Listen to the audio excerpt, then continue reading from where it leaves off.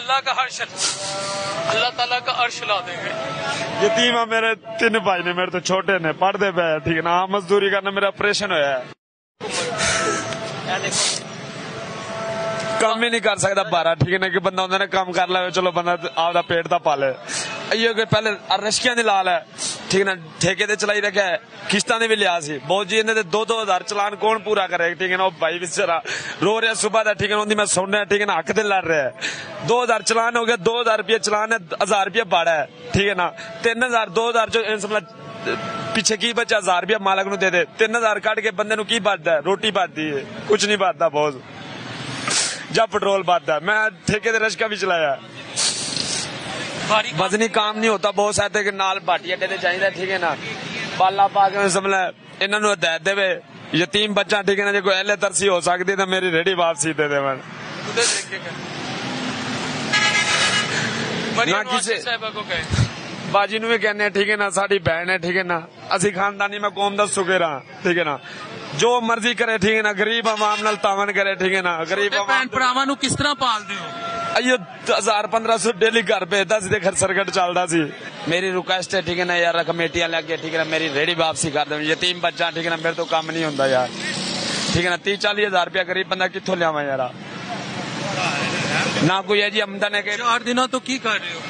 इतने अड्डे दे विच दरबार ते लंगर खाईंदा, ठीक है ना। इतने काम लग्या ना लग्या तो सब लंगर खा लिया।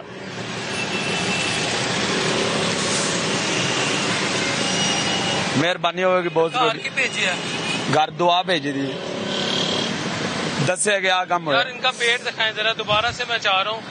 क्यों उठा यार, ये देखें कितना सीवियर ऑपरेशन हुआ है।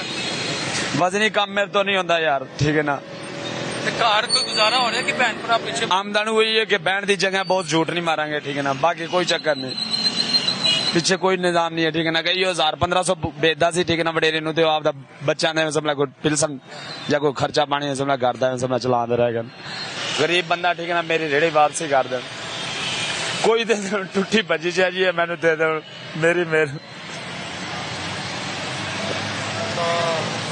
उत्ते चाह के मारी ने टैंकी तोड़ दी, ठीक है ना। मैं उन्होंने मिन्नत की, मैं यार रेडी दे दो, ठीक है ना। नुकसान होया, ठीक है ना। जिन्ने मेरे को 1500-3 रुपया सी, मैं यार आ तुसी रख लो, ठीक है ना। गरीब बंदा यार, मेहरबानी परदेसी किसी दी नहीं सुनी, ठीक है ना। गरीब काफी खड़े सन, जिन्ने जेड़ी आई अगे, ठीक है ना, चाह के वे सटी गए लेने से। अफरा तफरी बहुत मची थी। एक तो पढ़ा लिखा को नहीं, ठीक है ना कोई तलीम है, ठीक है ना। अयो आपदा समझ प्रदेश चाहे बालपुर की रिहायश है, अयो दिहाड़ी करते सन, ठीक है ना। आपदा बच्चों का निजाम चलाई रखा है। जे पढ़े लिखे होंगे तो कोई नौकरी लग जाती। साडे शहर भी चल रहा है, मेट्रो भी चल रही है, सारा अपना किराए घर अपना, झूठ नहीं मारेंगे। बहन की जगह यार 4 दिनों से घर के कोई चक्कर नहीं यार, कुछ भी नहीं भेजा, बताया, ठीक है ना। कमेटी वाले रेडी ले गए।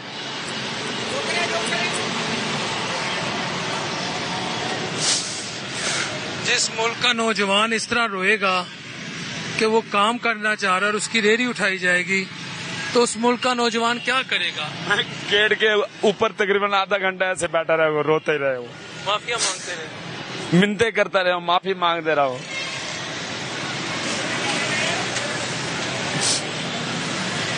उनको तरस नहीं आया?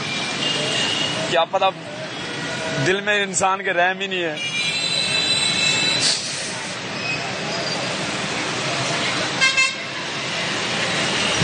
मेहरबानी होगी सर जी, रिक्वेस्ट है मेरी।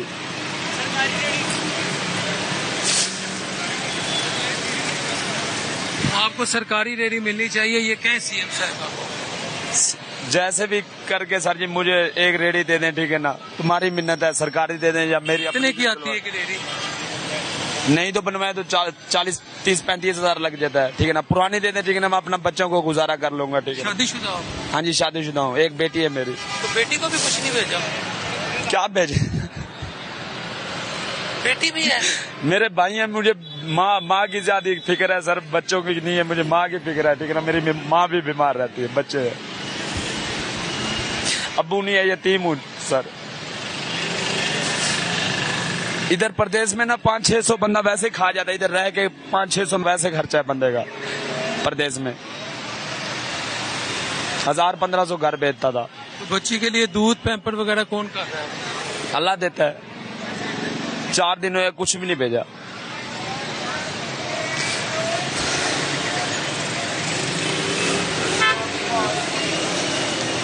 रिक्वेस्ट है सर जी, मुझे कोई रोज लिया कर दें सर, मेहरबानी आपकी।